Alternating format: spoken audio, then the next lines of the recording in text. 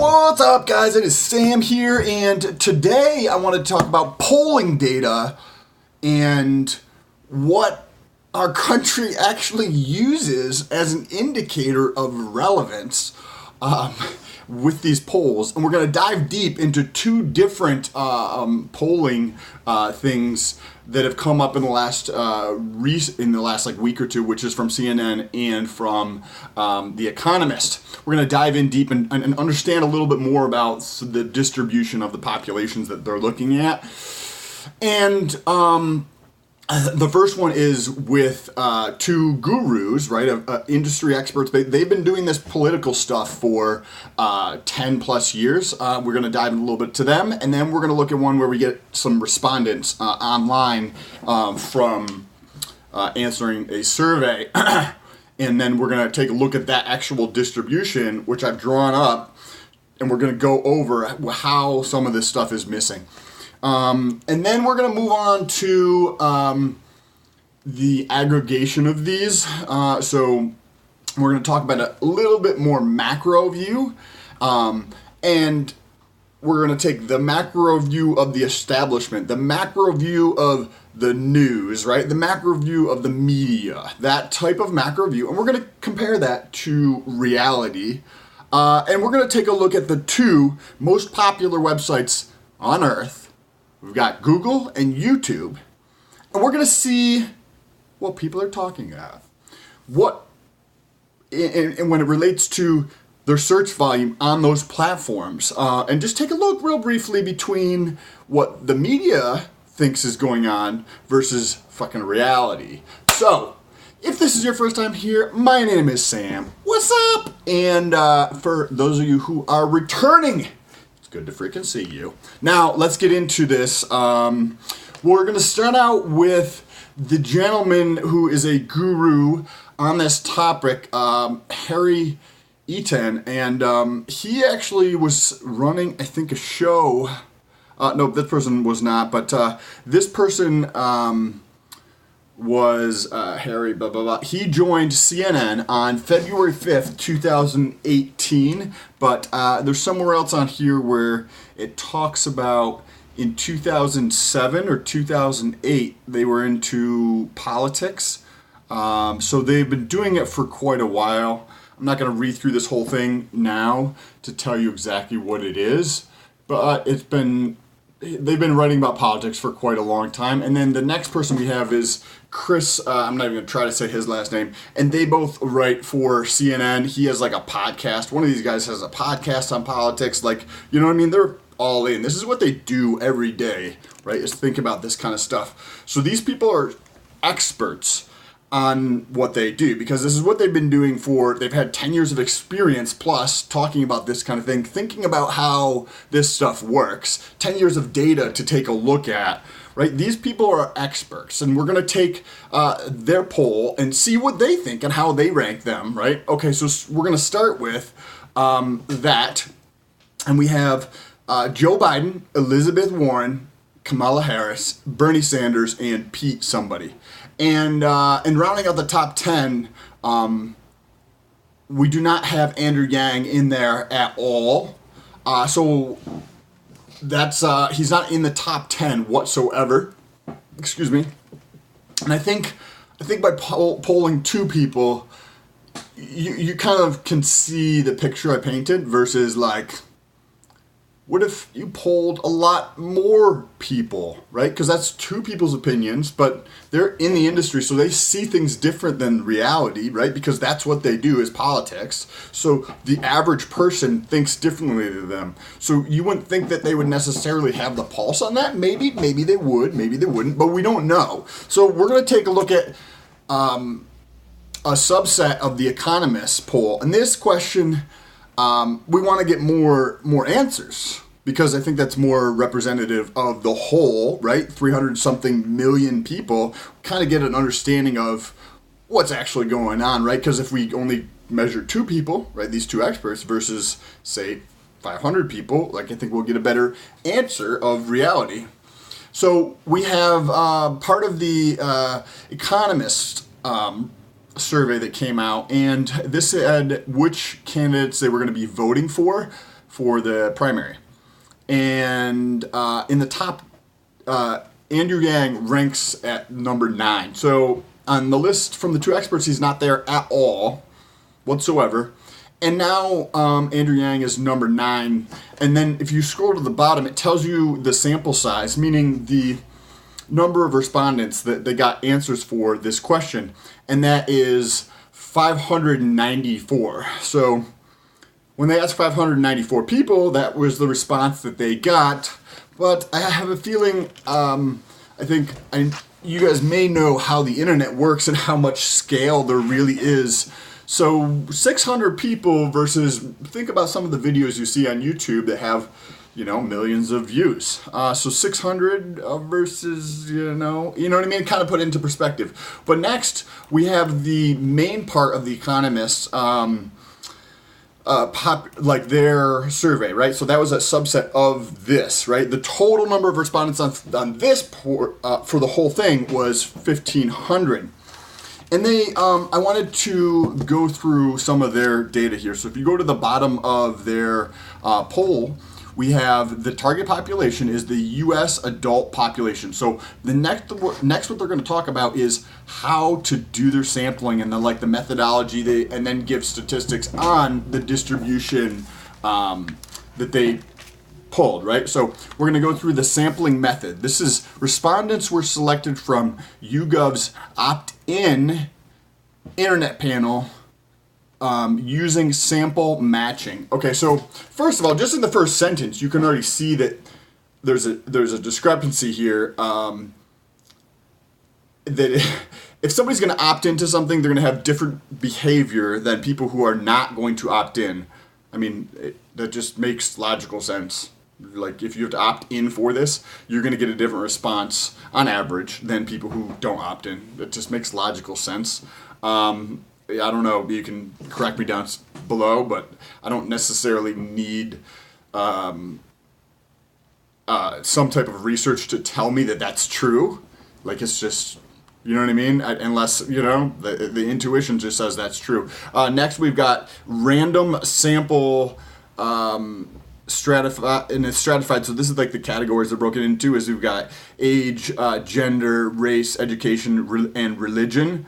Or region, and was selected from a 2014 community study. So this is American community study.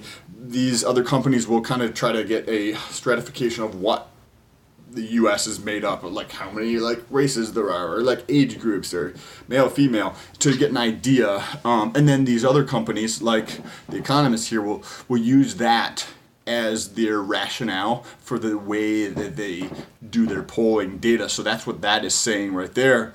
And then it's also says voter registration was imputed from the November 2014 current population survey registration and voting supplement. So it sounds like imputed means that they kind of drew that conclusion from there.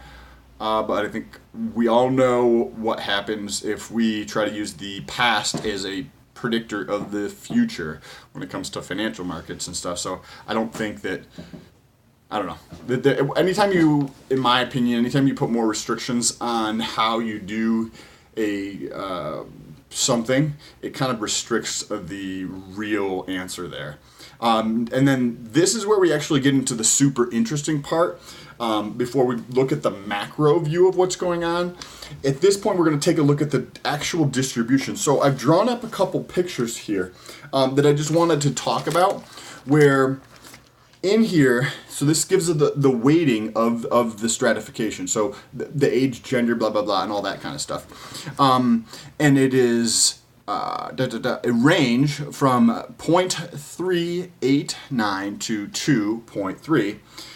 with a mean of 1 and a standard deviation of 2.68. So what you can do by that is you can kind of draw some idea that most of these things are going to have, it's a very high probability they're going to have a normal distribution, right? So we've got age. If you, actually age is probably the worst example to pick from there, but there's going to be, a average distribution of like the age group. There's going to be an average distribution of everything, and it's going to, if you do enough sampling, statistics is going to tell us that it would look like a normal distribution if you have a large enough sample size.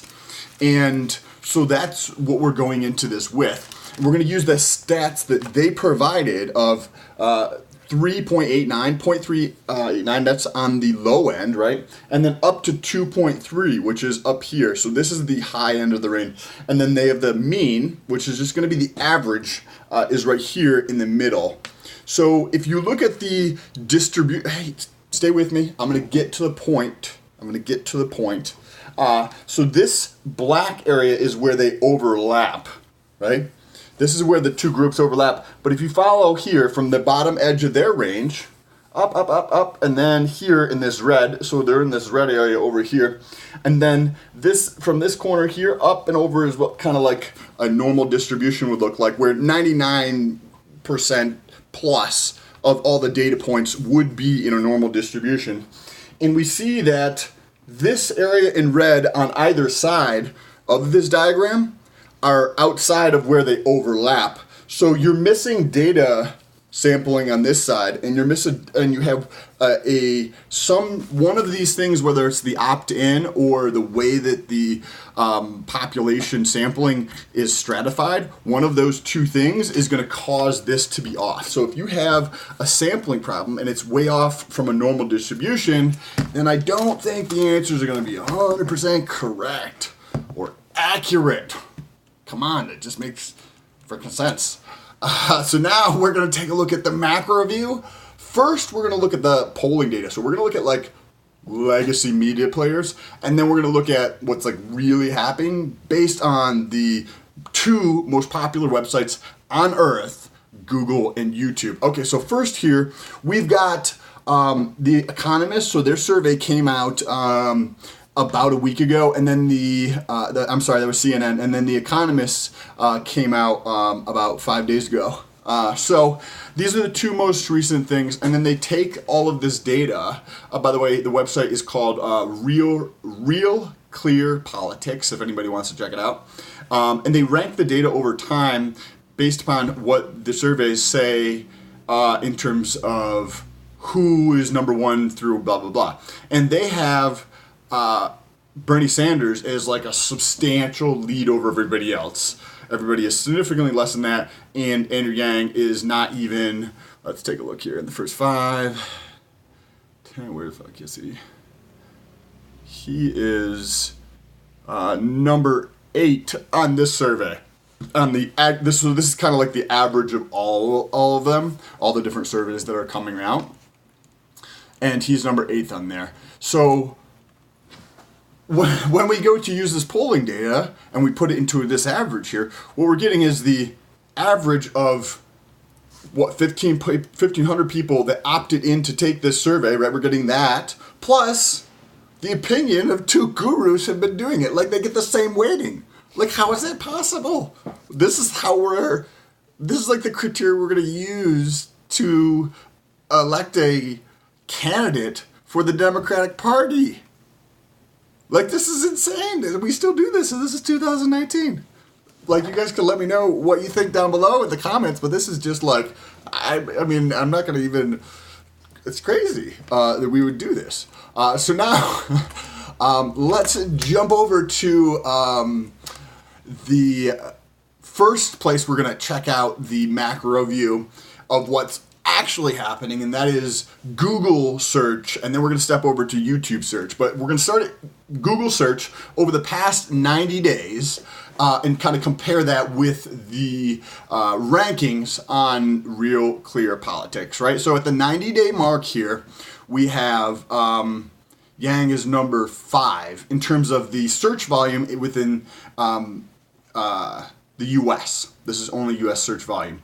So he's number 5. However, on here he was number 8. So maybe that's just they were close in terms of their population of how they ranked them. But let's come in even more and come into the 30-day view here. And when we come into the 30-day view, he's second. And he's second to Bernie Sanders. So Joe Biden is number 3.